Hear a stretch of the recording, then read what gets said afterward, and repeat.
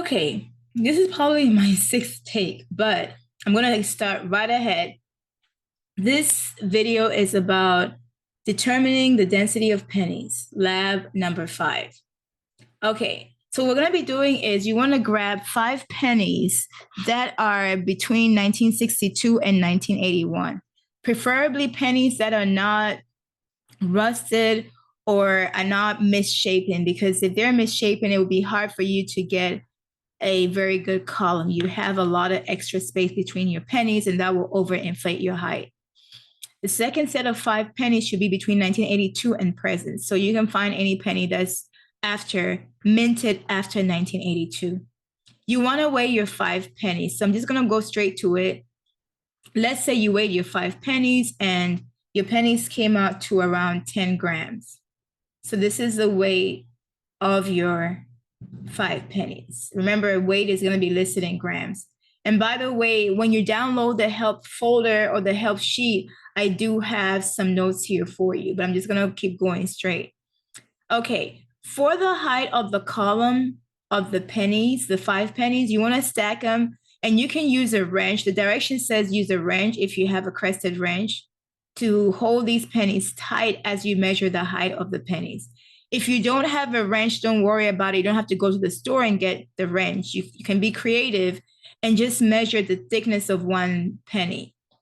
So for the sake of the lab, let's pretend the thickness of 1 penny is about 0.5 centimeters. I'm making up numbers so I can actually walk you through the math.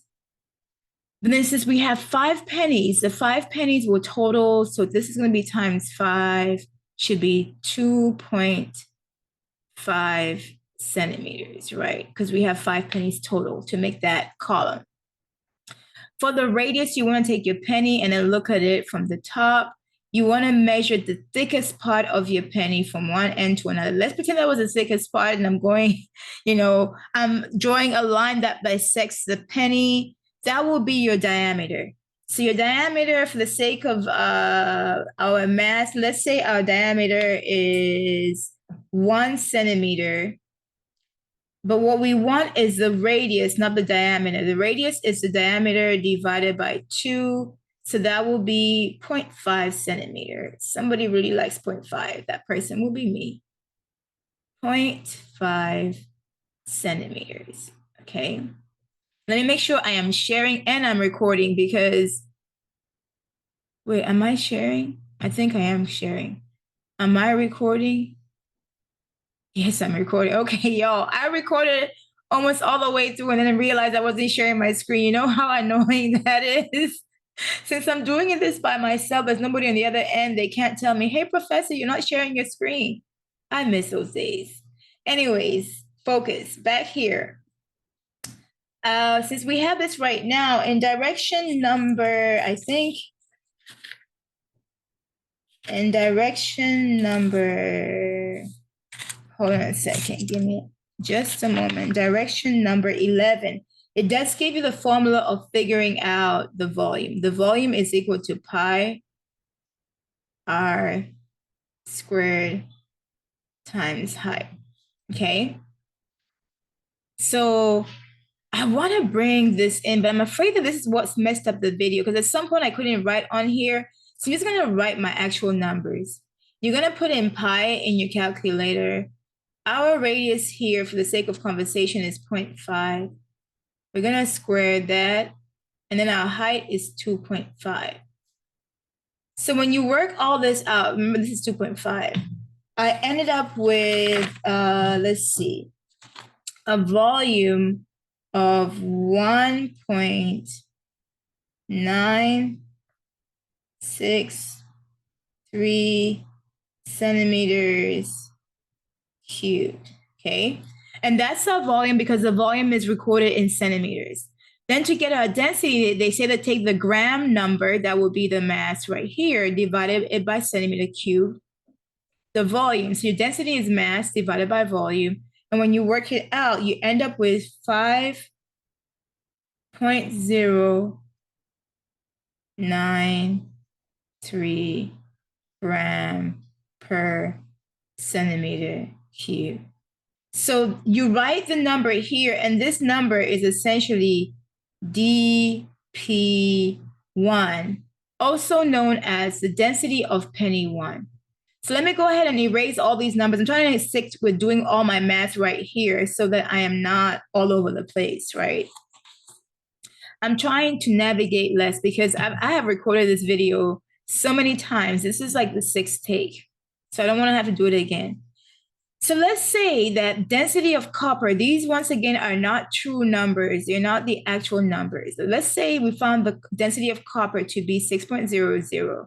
If you don't have the value in your book, you can find it in a reliable source. You can find it from a reliable source online. Then the other made up density of zinc is 4.50. I'm just making these numbers out to show you how they should work out. So we're asked here, after we have done all this gathering of values, to go ahead and fill this part here. So we have 2 samples to pick from. I'm going to be working on the first one, so 1962 to 1981. That's my first sample's ID. And we want to know what the percent of copper is and the percent of zinc, okay? So percent of copper will be symbolized by A1, percent of zinc will be symbolized by B1. So for that, what I'm going to do here, it tells me to get A1. So I'll just write it here. Let me go back, click on that. To get A sub 1, you're going to divide dP1. That's this number right here, density of penny 1. So that should be 5.093. I'm not going to use units because it takes up too much space. Minus density of zinc. Density of zinc is DZN. This is right here. This is essentially DZN. This is DCU. So DZN, sorry, that's 4.50. So that will be our numerator, right? Subtract that and then divide it by DCU. DCU is density of copper. That will be 6. Oh, no, what am I writing the symbol for? Come on. I become, yeah, so 6 points. I'm saying 6 and I'm writing DCU. Okay, 6.00. Excuse my horrible handwriting. I'm writing with the mouse. And then let's see, minus DZN. DZN is 4.50. So we have a numerator, we have a denominator. You want to work on that, and then that will give you your answer. So let me set this up here. 5.093 minus 4.5. For the top number, I do get, oh, it's what happened here? For my top number,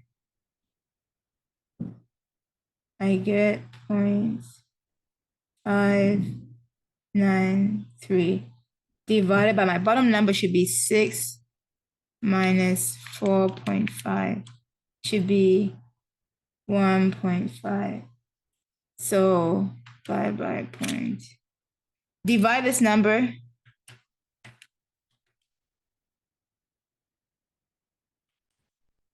And I get 0.395. So this is my A1, right? Now since it says percent, you can multiply by 100 to get percent. So I'm going to multiply by 100 and I get 39.5. Please don't use these numbers. I will know. Okay. You can't use my made up numbers. These are not real. These are just made up. But that will be my first calculation right here. Then for A2, oh, sorry, that's not how it works. Then for B, let me just erase this. I'm unintentionally being lazy. Then for B1 is what I'm solving for next. For B1, I take DCU, so density of copper, 6.00 will be my numerator, minus DP1, minus density of penny, 5.093 divided by, the denominator is the same as what we had before. So it'd be 6 minus 4.5. So close parentheses, close parentheses. I know my denominator is still 1.5. It's the same as what I had up here because the denominator part is the same. You see that for B1, the same as for A1. The top part is the part that's different. So I'll put here 6 minus 5.093. I'm getting 0.907 divided by 1.5. Okay, so I'm getting B1 as equal to 0.605%. Oh, so sorry, it's not percent. I actually need to get B1. So to get a percent, I multiply by 100 and I'm getting 60.5. So here I'm getting 60.5. Based on my made up numbers, these are my percentages. So according to my experiment with my made up numbers, I am saying that the pennies between the years 1962 and 1981 had more zinc than copper. The zinc percent was 60.5%, and then the copper was 39.5%. Remember, these percentages have to add up to 100. And then the percent can't be less than 0, and the percent can't be more than 100. Okay, the percent can't be negative either. It has to be a positive value, bigger than 0, sorry, less than 100. So I have done the first part with fake numbers. The second part for A2, B2, of course, this time you're using density of penny 2. The bottom part is going to be same as up here, right? Density of copper minus density of zinc. That bottom part is the same thing as what we had up here, only you're using different symbols at different points. This part here, we are ignoring. I ignored that part and I ignore this part here. That's just a means to an end. This is a calculation that led to finding A1 and B1, and then A2 and B2. So that's it. Hopefully this makes sense. Let me stop sharing.